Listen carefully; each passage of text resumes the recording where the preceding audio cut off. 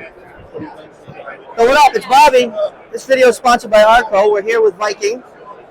We're gonna show you guys this head that goes in. No dope, no tape. Obviously, you know we're from Dope and Tape, but we still support this product. Shawn's gonna show us all about it. All right. This welded is installed at our fabrication locations. It comes pre-installed with the gasket as well as this thread protector. So what I'm going to have you do is reach up and pull that thread protector off. On the face of the gasket is a white paint. That paint is actually there to show you the gasket is in place. Now you take a regular sprinkler right out of the box, no tape, no dope. I want you to turn that into that fitting until you feel that sprinkler make contact with that gasket, and then stop. From there, I want you to just take your hand and do a half a turn.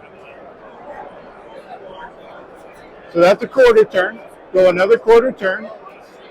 That's a half a turn. Look at that. That's going to seal 200 PSI. 200. 200.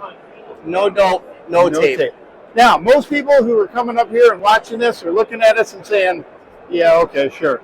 So we've got a pressurization unit, so you can do the same thing. Okay. And we're going to then pump it up to 200 PSI, so you can see that there's no leaks going on. All right. Now, some of the reason that we're doing this is 80 to 85% of the problems that we see with sprinklers coming back to us is the use of the wrong wrench or improperly even using the right wrench.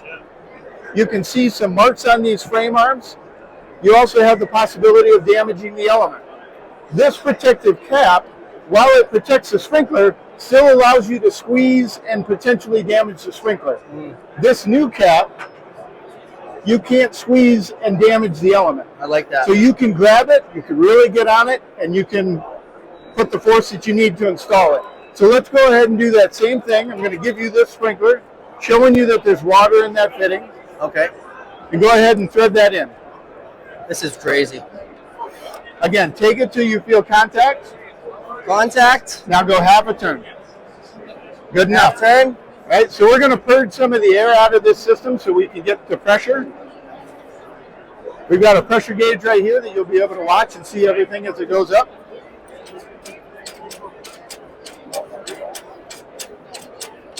Just hold on, getting some of the water flowing through there. All right, now you watch that gauge, you'll start going up.